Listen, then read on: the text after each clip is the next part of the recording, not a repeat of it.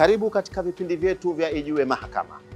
Leo mimi nimeelekea moja kwa moja kwa wananchi, na nimeelekea kwa wananchi kuhakikisha kwamba kupata kujua nini wanachohitaji kupitia vipindi hivi vya Ijue Mahakama. Mahakama imekuwa ikitoa faida mbalimbali kuhusiana na elimu ya vipindi hivi vya Ijue Mahakama, lakini leo moja kwa moja tumekwenda kwa wananchi. Wananchi wanasemaje katika vipindi hivi vya Ijue Mahakama?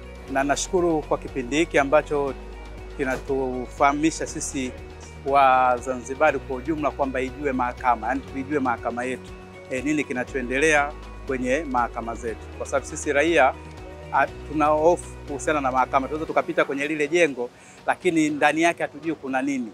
Kwa hiyo tunaogopa neno mahakama kwa sababu sheria hatuzijui. Raia wengi wa Zanzibar hatujui mambo ya kisheria kuhusiana na mahakama yetu. Jambo la kwanza, sisi kama raia tunaruhusiwa kwenda mahakamani kusikiliza kesi hata kama hatuna kesi. Yani tunaruhusiwa kwenda kusikiliza tu kesi ya fulani au kesi inahusiana na mambo ya unyanyasaji wa kijinsia au mambo ya wizi, kesi ya aina yoyote. Sisi kama raia tunaruhusiwa kwenda mahakamani kusikiliza kesi. Jibu lako ni kwamba ruhusa kabisa, na naomba usiwe unaogopa mahakama. Mahakama ndio chombo pekee kilichokuja kwa wananchi kwa ajili ya kuwapatia haki zao, na mtu kuweza kuipata haki yake lazima awe anajua namna gani anaweza kuitafuta haki yake.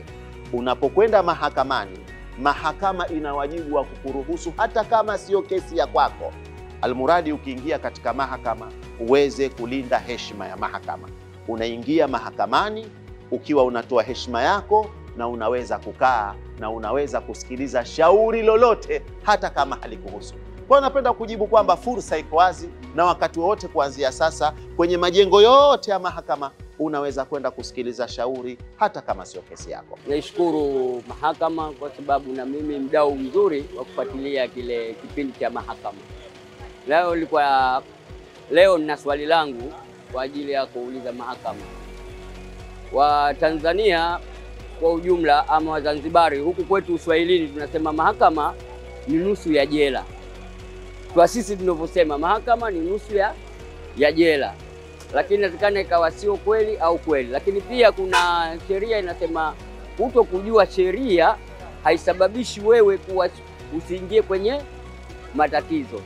Sasa mimi nilikuwa nauliza mahakama, je, mmejipanga vipi kwenye hizi sheria yetu kutafutwa mtaalamu ambao wakupita kila sheria kutufundisha hata kama sio zote baada ya sheria, ili wananchi tuweze kuzitambua vizuri sheria zetu? Ndugu Isa Ali Isa na yeye amekuja na swali lake, anasema mahakama ni nusu ya jela, lakini pia amekuja na msemo ule unaosema kwamba kuto kujua sheria sio sababu ya kuto kushtakiwa, kwa maana kwamba hata kama utakuwa hujui sheria utashtakiwa tu na utatiwa hatiani.